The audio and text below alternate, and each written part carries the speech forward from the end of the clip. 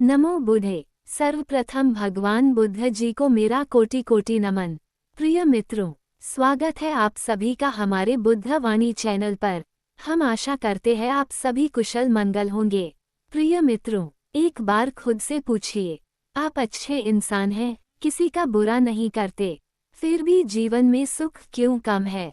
और कुछ लोग बिना कोशिश के सुख, सम्मान और अच्छा जीवन कैसे पा लेते हैं? क्या ये सिर्फ भाग्य है या इसके पीछे कोई गहरा कारण छुपा है? आज का इंसान अंदर से बहुत परेशान है। वह सोचता है, मैं मेहनत करता हूँ, फिर भी जीवन में शांति क्यों नहीं है? मैं गलत काम नहीं करता, फिर भी दुख क्यों है? और जब कोई कहता है दान करो, तो मन तुरंत जवाब देता है, मेरे पास खुद कम है, मैं क्या दान करूं? मित्रों, यही भ्रम है, यही अज्ञान है। इस वीडियो के अंत में हम आपको इस समस्या का समाधान बताएंगे। उससे पहले हम आपको एक प्रेरणादायक कहानी सुनाते हैं। एक समय की बात है, भगवान बुद्ध श्रावस्ती के जेतवन विहार में विराजमान थे। वहाँ एक छोटी सी राजकुमारी थी, सुमना, सिर्फ 7 वर्ष की आयु, लेकिन मन इतना निर्मल और बुद्धि इतनी गहरी। एक दिन उसके महल में 2 बच्चों का जन्म हुआ, एक राजकुमारी का पुत्र और दूसरा एक दासी का पुत्र। दोनों एक ही दिन जन्मे, लेकिन परिस्थिति अलग थी। राजकुमार का बेटा मुलायम बिस्तर पर सोया था और दासी का बेटा नीचे चटाई पर। मित्रों, यहीं से एक अद्भुत घटना शुरू होती है। दोनों छोटे छोटे बच्चों को अपने पिछले जन्म की याद आ गई। ऊपर लेटा हुआ बच्चा धीरे से बोला, मित्र, क्या तुम्हें याद है, हम दोनों पिछले जन्म में भिक्षु थे। मैं दान देता था और तुम दान नहीं देते थे। नीचे लेटा बच्चा चुप रहा।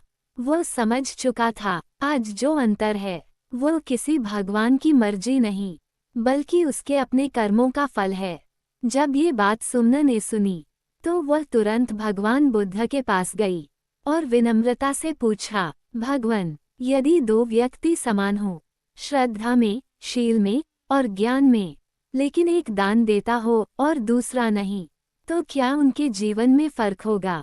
भगवान बुद्ध मुस्कुराए और बहुत करुणा से बोले, हाँ सुमना, दान देने वाला व्यक्ति 5 बातों में आगे रहता है। आयु में उसका जीवन लंबा और स्थिर होता है, वर्ण में उसका व्यक्तित्व आकर्षक होता है, सुख में उसके जीवन में शांति और संतोष अधिक होता है, सहयोग में उसके साथ लोग खड़े रहते हैं, प्रभाव में उसकी बातों में वजन होता है।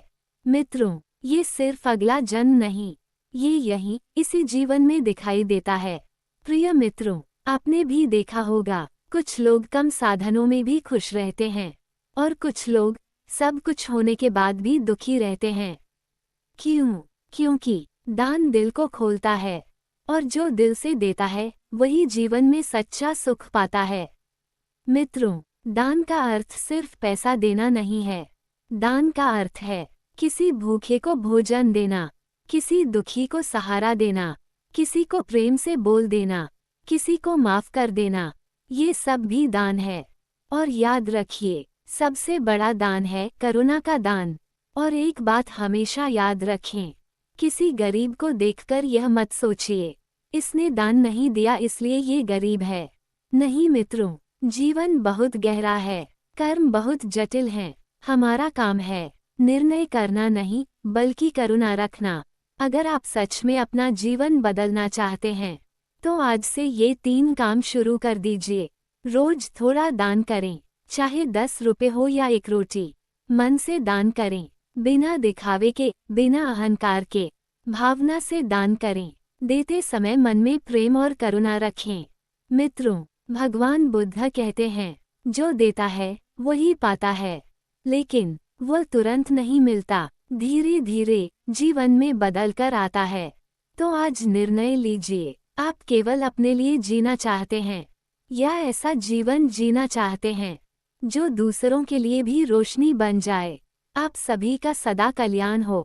नमो बुद्धे।